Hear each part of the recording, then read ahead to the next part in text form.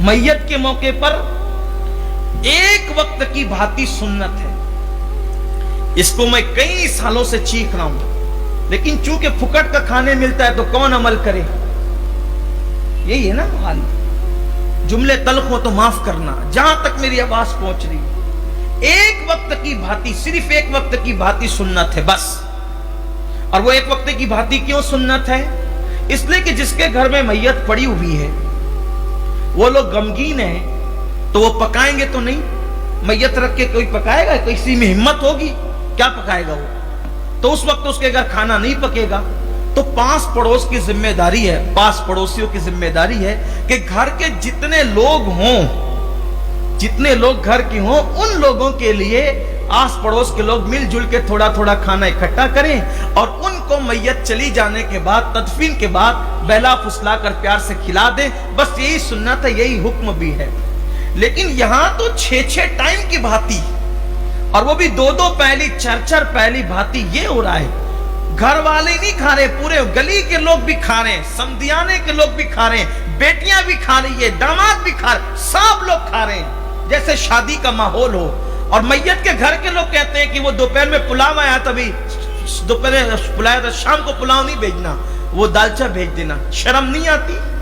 अपने बाप को इसलिए जो है वो उसकी मौत इसलिए थी कि तू ये सारी चीजें करेगा।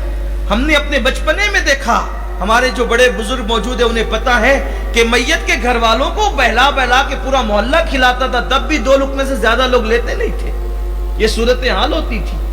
अब तो शादियों की तरह माहौल हो गया है, कोई बोलने तैयार नहीं है। वो मैयत की जो भांति का खाना है ना, रिवायत में आता है कि भांति का खाना जो उसका हकदार नहीं वो खाएगा, उसका दिल मुर्दा होगा। मैयत के नाम पे खाने वालों के दिल मुर्दा होंगे, दिल मुर्दा होता है उससे। वो हक सिर्फ घर वालों का है।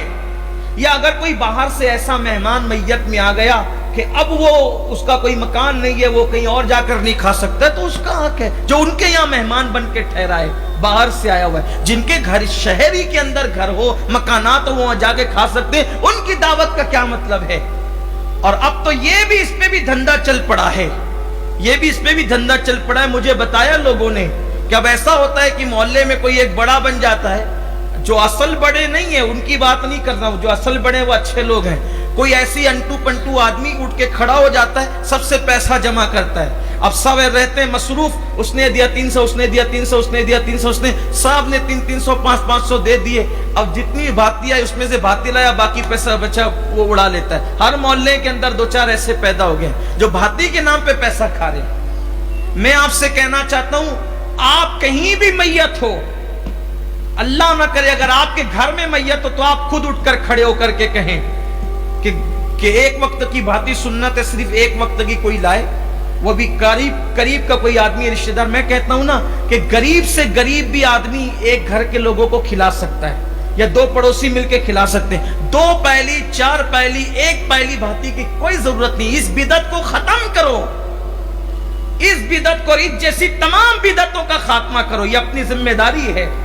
वरना अल्लाह के रसूल अलैहिस्सलातु व तस्लीम ने फरमाया कि जिसने सुन्नत को मिटाकर बिदअत को रिवाज दिया, मरने के बाद कब्र में उनके मुंह किबले की तरफ भी नहीं रह सकते, उनके मुंह कब्र में किबले से फिर जाते हैं।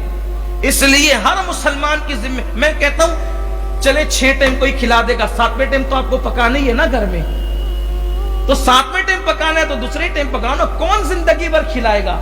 6 टाइम के लिए बिदअत का दरवाजा क्यों खोलते हो? 6 टाइम के लिए बिदअत को रिवाज क्यों देते हो? खत्म क्यों नहीं करते? और मैं कहता हूं सुन्नत को जिंदा करने की नीयत से करोगे, अल्लाह उसकी बरकत से जिंदगी भर तुम्हारे घर में बरकत अता फरमाएगा। जब मैं ये बातें करने लगता हूं तो लोग कहते हैं कि यार ये तो जो है वो नाराज रहते हैं कौम से। मैं नाराज नहीं रहता। अल्लाह ने जिम्मेदारी अगर हमारे सरों पर दी है हक बोलने की, तो हमें हक बोलना होगा।